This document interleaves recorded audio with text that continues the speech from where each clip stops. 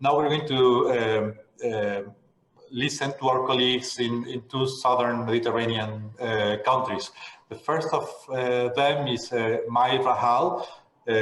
She's a representative of the Environmental Quality Authority in Palestine.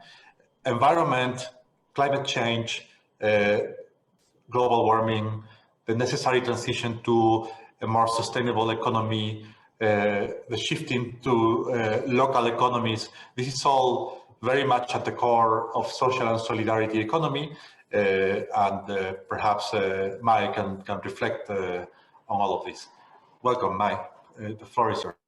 Good morning, everyone. When you're talking about social policies and the social solidarity economy in Palestine, you should talking about several environmental issues, and one of these environmental issues is the solid waste management. So the political situation in the West Bank, including Jerusalem and Gaza Strip, has been the main cause of poor waste management. With the signing of Oslo agreements and the establishment of the Palestinian National Authority, the situation has started to change.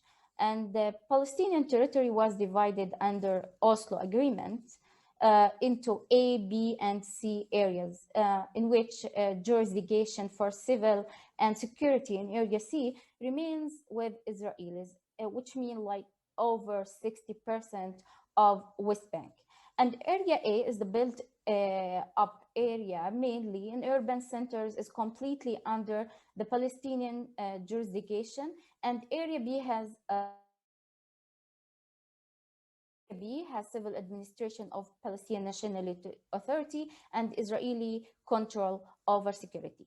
It is important to note that significant stretches of agricultural land and different types of natural resources are located within Area C, the only contiguous area of West Bank. The Palestinian economy is highly dependent on the political situation, with a fourth of the population to be categorized as food secure. Can you hear me?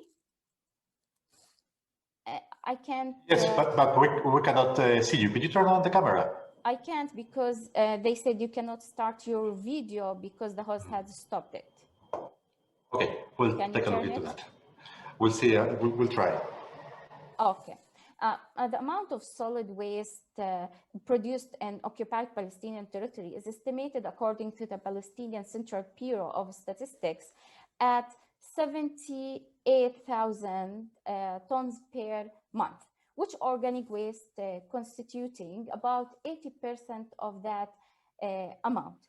So the daily average domestic of solid waste in solid waste production per household is 3 kilograms per day, which is a high percentage, at an average rate of 0.6 kilograms per capita per day.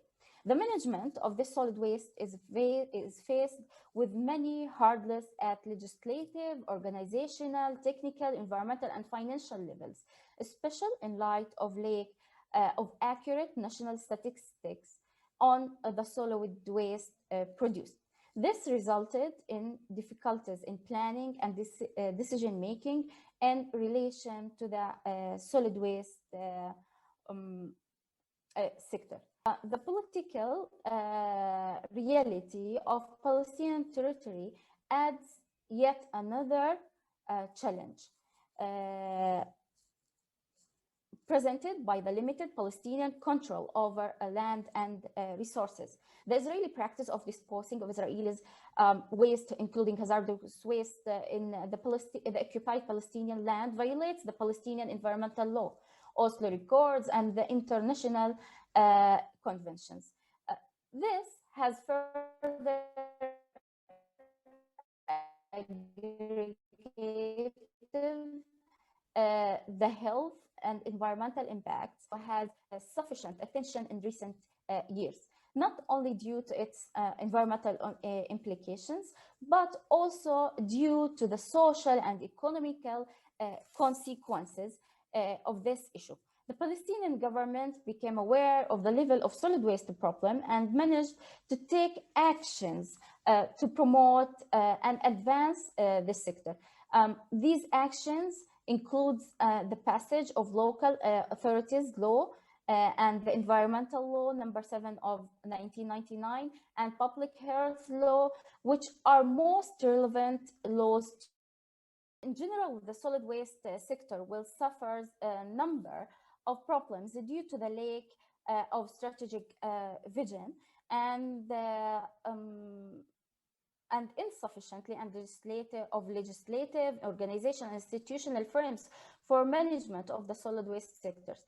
These shortcomings in planning and insufficient funding over the last years obstructed key infrastructure development and facility building projects. This is particularly true at level of local authorities, which are usually at most disadvantages in securing funding and building capacity. Ultimately, it was not possible to take needed actions to guarantee the elimination of health and environmental impacts of solid waste. So the shortcoming in developing integrated solid waste system in the Palestinian territory have manifested themselves in other aspects of management process. So, for example, solid waste reduction treatment.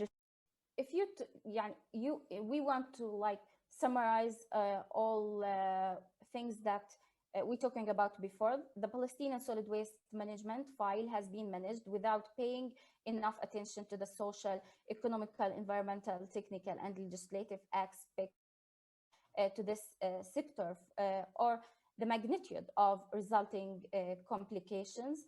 These complications carry a high price tag should status up be allowed to continue without change. This led Palestinian government to declare this sector of national priority. And the final that Western Bani Zaid is a Palestinian town in Ramallah and Al-Bira governorate, which will targeted in this project, in MedTOWN project, and which have many problems with solid waste issues.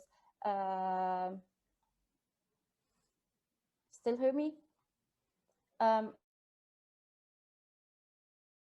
Solid waste management, they have to renew the solid waste containers. They have no sanitary dumping site. And thank you all. Thank you, Mayy. And thanks for referring to the demonstrative action that we're carrying out in Palestine together with the Beni Said municipality.